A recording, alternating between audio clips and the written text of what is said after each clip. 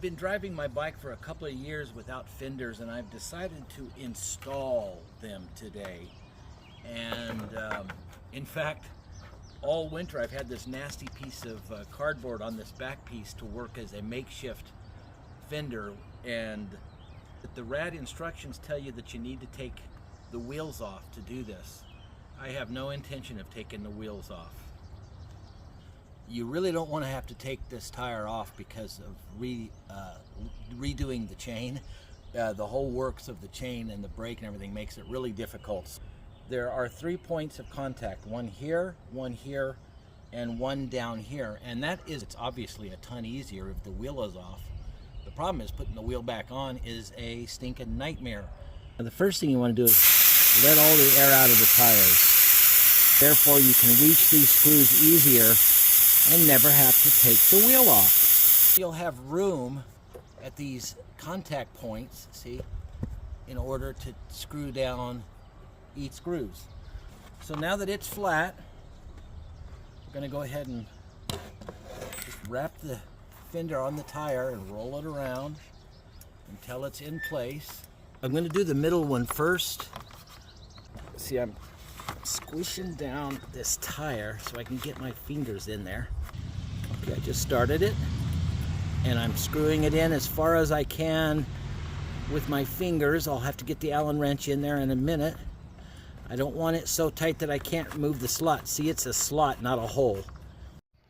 This is the hard one right here. This is the one that's difficult to reach, but I did it, and I'm actually screwing it in. It's finger tight right now, but I had to get a board to hold back the tire, and there's plenty of room to get in there. I'm going to leave that board on while I do the Allen wrench. So once you can see that once you flatten it, you can get in there and tighten those screws.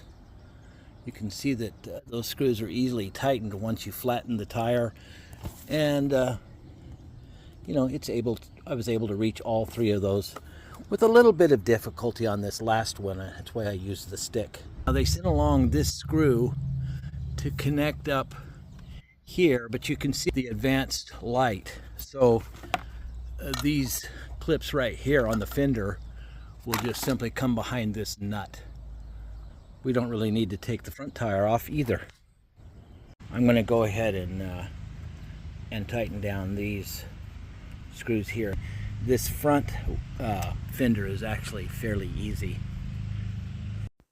I am very satisfied with the installation of my new Rad Power Bike Fenders. It took me about an hour and 20 minutes, and that time was mostly because I was videotaping. So the thing I would remind you of is to be sure that you let all the air out of your tires. Every last little bit makes it a lot easier to reach those Allen wrenches. And then, of course, just re-inflating when you're all done.